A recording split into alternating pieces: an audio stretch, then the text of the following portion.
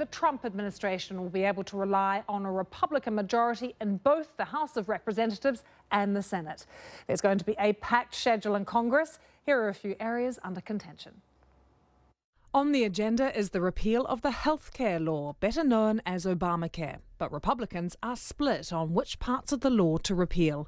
And more complicated still, they'll have to come up with a bill to replace Obamacare. The Republicans also want to repeal regulations and executive orders, rules that did not require congressional approval. Many of these deal with climate change, such as the Clean Power Plan to cut carbon pollution from coal-fired power plants. Congress will also have to approve cabinet. Democrats are promising a grilling of the nominees, but ultimately it's expected the Republican majority will ensure their confirmation.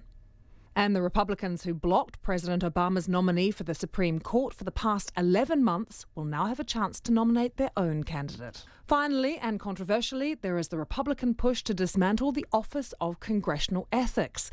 The independent ethics watchdog was set up in 2008 to investigate allegations of corruption or misconduct by lawmakers. The Republicans want a new body that won't be able to receive anonymous tips or make its findings public. Well, a very controversial move there by the Republicans. We're going to talk about that in a moment. But I spoke to Molly Hooper, Capitol Hill reporter with the Hill political website. And I started by asking her what Republicans are going to do with all of this power. Well, they want to use it, and they want to use it fast.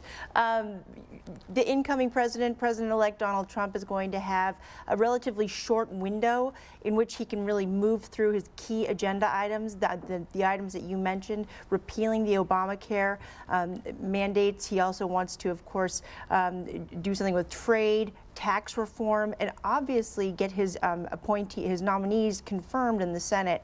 And all of those are tall orders, even though Congress is going to be in control of the Republicans in both chambers.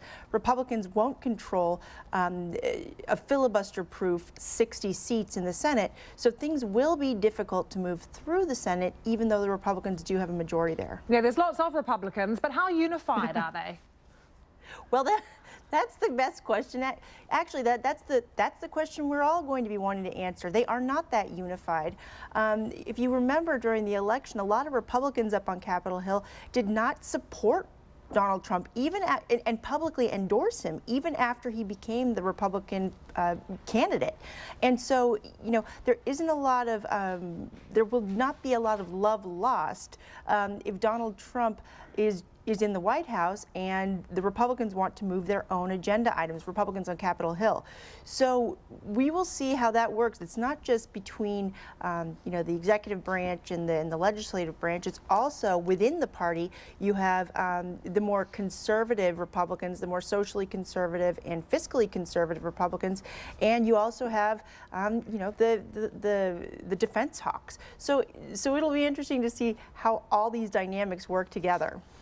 They are voting on a rules package today, Molly. What is being made of this lawmakers voting to strip an independent ethics watchdog of its powers? What does that seem to symbolise today?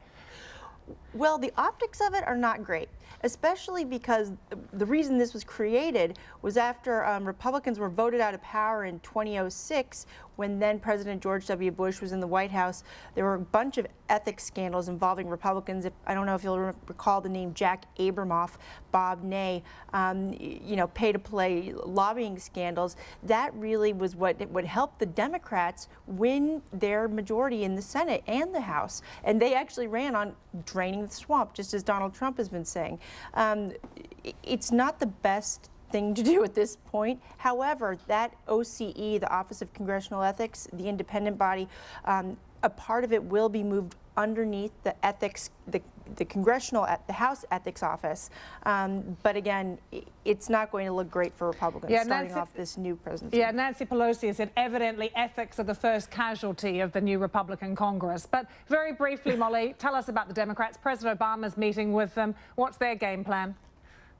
They want to do everything they can to keep as much of his legacy and his key agenda items like Obamacare as they can. And so what they'll do is they'll go to the people. They intend to have a lot of speak out programs, and President Obama is going to meet with the House Democrats to figure out how they can move forward so that they can block as many of the Republican changes as they can in order to preserve what Obama has implemented as president.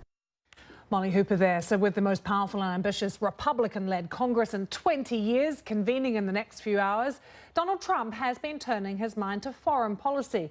The president-elect has dismissed boasts by Kim Jong-un, whose New Year message claimed that North Korea was capable of delivering a nuclear strike on the United States. Mr. Trump turning to social media to respond. Strong on intent, a little short on detail. He tweeted that North Korea just stated that it is in the final stages of developing a nuclear weapon capable of reaching parts of the US. It won't happen. So what can we make of this latest tweet from Donald Trump? Here's Steve Evans in Seoul. You could take it lots of ways. You could take it as, well, we don't reckon they've got the technological ability, they ain't going to be able to do it. Or it could be, I'm going to sit down and talk with Mr. Kim, like I said I would before the election, over a burger, and we're going to negotiate a way out of it. But certainly in this country, in government circles, they're treating it as Mr. Trump giving a warning to Mr. Kim that we will stop it happening. That's what the government is saying. It's a clear warning, which then prompts the question, how could the US stop North Korea getting an effective nuclear arsenal, including the missiles? Sanctions aren't obviously working. Is there a military option? If you talk to military experts, non-ideological military experts in the US, they say there aren't really military options. Special forces, bunker buster bombs can't be guaranteed to destroy the program. So what's left? That we simply do not know. It is in those three words, it won't happen, in that mysterious tweet. One of the largest Syrian rebel groups says it suspended involvement in peace talks planned for later this month. The Free Syrian Army said the regime and its allies